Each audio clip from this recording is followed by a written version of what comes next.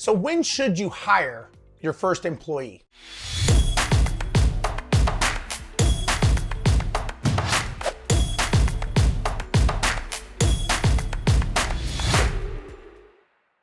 As a business owner, a lot of people are always unsure and scared and probably a little nervous to ask that question and know that they're making the right call. Look, when you're starting a business, we know that funds are limited and your nerves are up high, and all of a sudden you bring someone on and you're thinking, do I have enough work for that person? How am I gonna pay them? What if something goes wrong? What if I have to fire them? What if I have to rehire someone else? And these are very common challenges. I would say that you have to remember that the way a business works best is by leverage. You have to be able to leverage other people's time, other people's money, other people's knowledge. And at the end of the day, when you're building a business is made up of a team of people or software systems, whatever, all doing different things. You are not going to be able to do everything, and you're not going to be able to do everything good. So you have to ask yourself, what am I good at? What am I not good at? And what should I outsource? So if you're starting out and you're a new business owner, one of the first things I would do is I would have you create a time study. So when you create a time study, you do a two-week time study of tracking your time. After you do that for 2 weeks, what's gonna happen is you are gonna find what you are doing that is a good piece of your work, that is effective, and what are you doing that is not effective and it's not something you should be doing. So once you start auditing your time and do a 2-week time study, you will realize what you should not be doing.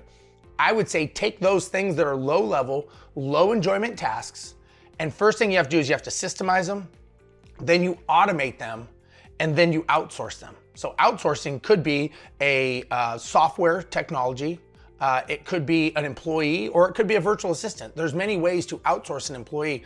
You don't always need a 40-hour person. Maybe you get a virtual assistant for 20 hours, and then you could grow and get that person built up. Now, if you're going to get an employee, doesn't matter what it is, a virtual assistant or an in-house employee, one of the biggest mistakes people do is first of all, they don't have a plan for them, meaning they don't have any kind of training. They don't have any kind of syllabus or any kind of manual. And if you don't have one, it's okay. Let the employee know that you are gonna build it with them, and they're kind of basically gonna be a beta test for you. So I would let them know, hey, I don't have a manual, but you and I are gonna create it together, and we're gonna go through and we're gonna work through challenges in this manual that we're creating, and any inconsistencies, any things that are redundant, that's when we'll fix them, and we'll fix them together. The reason you do that is you've got to start somewhere. And a lot of times people just hire an employee, they dump everything on them, and then they are shocked when that employee can't do the job. Well, that's called leading through abdication, and you don't want to be that kind of leader. You want to be the leader that when you hire someone, you give them the tools to succeed. And the tools to succeed are going to be the systems manual, training, checklist. Sometimes a lot of places you can get online, you can go on YouTube for certain things that have to be done and give them videos to watch on YouTube. They may not even be your videos, but it may be similar to what it is that you do, and that'll at least give them a baseline. But again, you will know when you need an employee. And think about this, if you hire an employee, you are essentially getting back 40 hours of your life every week. Now, maybe after lunchtime, you're getting maybe 32, but think about that. What could you do in your business that's more productive now because you just got back that 32 hours every week of your life? And what are you not doing that was not a good use of your time? And so that's how you start working with employees. I also recommend that you create an organization chart. Chart is an org chart.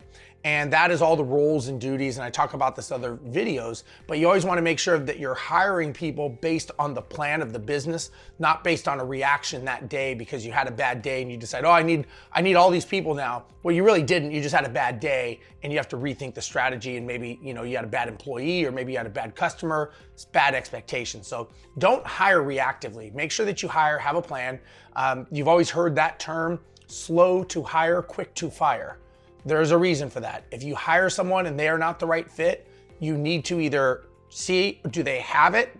Do they want it? Do they have the ability to be that person? If they don't, then you just need to make the decision and get rid of them, because the reality is they will do more harm for your business than good by you letting them stick around. So don't keep some around just because you don't want to deal with it. That is not the way you're going to grow a business. That's actually how you're going to implode your business, and you will go out of business if you avoid too many of these situations by having bad team members. Because a toxic employee, let's say you have 5 employees and one of them is a bad employee, what'll happen is you'll lose the good employees, you'll still be stuck with that toxic one. So get rid of the toxic, cut out the cancer. Whenever you have a bad employee, get rid of them as quick as you can when you know it, and you back it up with data. Don't use emotions or people's opinion. Do it based on data and information, and that is how you do it. So hopefully this helps give you some information. Do a 2-week time study. That will help you. After the 2-week time study, then you will know what you can start offloading for your business. Thanks a lot. Talk to you later.